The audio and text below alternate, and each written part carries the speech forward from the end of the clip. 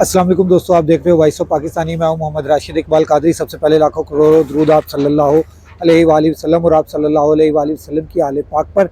आज supreme court की हाल अहवाल मैं आपको बताना चाहता हूं इंतहाई, और इमरान खान की क्या अपडेट है, इमरान खान का नया पैगाम क्या है, और मियां नवाज शरीफ इस टाइम क्या चाहता है, और फजलुर रहमान इस टाइम क्या चाह रहा है। सबसे पहले मैं बात करना चाहूँगा इमरान खान की। इमरान खान का पैगाम है कि हम इलेक्शन का बाईकाट किसी भी सूरत में नहीं करेंगे। अगर फॉर एग्जांपल सबसे पहले कोशिश की जाए कि कागजात जो नामजदगी मुस्तरद किए गए हैं वो सारे के सारे मंजूर हो जाएं। अगर वो इन केस मंजूर ना हो सकें, तो अगर वो मंजूर ना हुए तो उसका दूसरा बी पार्ट भी खान साहब ने अपना बता दिया हुआ है। अब असल जो चीज़ है जिसकी तरफ मैं आना चाह रहा हूँ वो ये है कि, और पीटीआई के लिए खुशखबरी भी है कि कागजात नामजदगी जो है वो जितने मुस्तरद हुए थे अब वो मंजूर होना शुरू हो चुके हुए हैं। अगली बात जो है वो मंजूर होना शुरू हो गए हैं।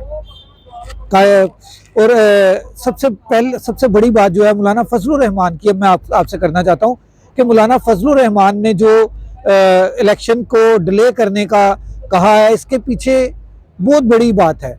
इसके पीछे एमरजेंसी की ख्वाहिशात हैं, एमरजेंसी का लगवाना है, क्योंकि उन्हें पता है कि वो डेरा इस्माइल खान अपना इलाका खैबर पख्तूनख्वा छोड़कर पशीन पहुंच गए हैं, मगर वहाँ पर भी उनको जो पाकिस्तान तहरीक इंसाफ के बगैर किसी लीडरशिप के जलसे हुए, उस जलसों की वजह से मौलाना फजलुर रहमान साहब इस टाइम डर गए हैं कि मैं वहाँ से भी नहीं जीत सकूँगा, और मैं मुसलसल 2013 से हार रहा हूँ। अगर मैं दोबारा हार गया तो मेरी सियासत तो वैसे ही बढ़ जाएगी।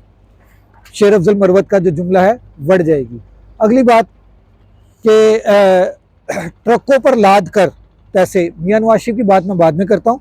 ट्रकों पर लाद कर पैसे, बहुत ही अहम टॉपिक छेड़ा आज सुप्रीम कोर्ट के अंदर कि खालिद लांगू जो है उनका वकील आज पेश होता है कि उनको कागजात नामजदगी, उनको इलेक्शन लड़ने की परमिशन दी जाए, उनको कागजात नामजदगी उनके मंजूर किए जाएं।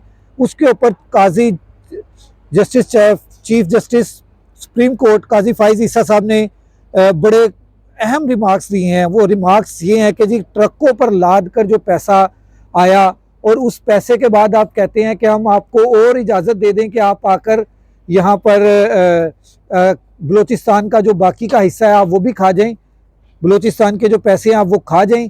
ये सारी सूरत हाल बड़ी अहम थी और बहुत ही अहम आज वहाँ पर सारे होते रहे। अब आ जाएँ मियाँ मोहम्मद नवाज शरीफ साहब की बात।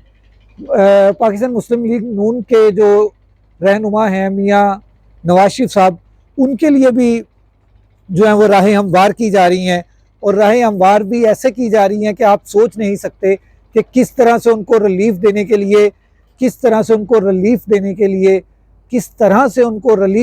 लिए सुप्रीम कोर्ट में बेचैनी है।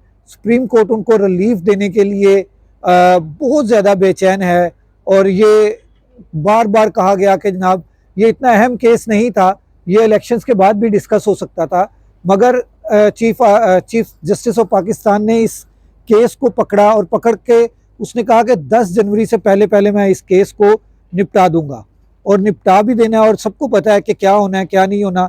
ये सब आप जान चुके हैं कि मियां नवाज शरीफ की जो नहली है वो इस टाइम ख़त्म होने जा रही है, और उसके साथ जहांगीर तरीन जो है वो भी इसके बेनिफिशरी होंगे। जहांगीर तरीन की भी जो नाअहली है वो भी ख़त्म हो जाएगी, और वो इलेक्शन लड़ेंगे। तो अगर वो इलेक्शन लड़ते हैं तो क्या वो जीत सकेंगे? बहुत बड़ा सवाल है कि क्या वो जीत सकेंगे।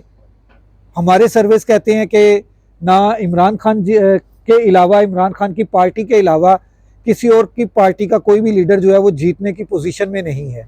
मियां नवाज शरीफ किसी सूरत में नहीं जीत सकते, और जहांगीर तरीन तो बिल्कुल भी नहीं जीत सकते। उनकी बिल्कुल ही न्यू पार्टी है, ना उनका कोई मंशूर है, ना लेना है ना देना है। और 18 टोटल उनके MNAs खड़े हुए हैं, और उनका जो मंशूर था वो तो वैसे ही बढ़ गया कि हमने 50,000 सैलरी देनी है, ये करना है वो करना है।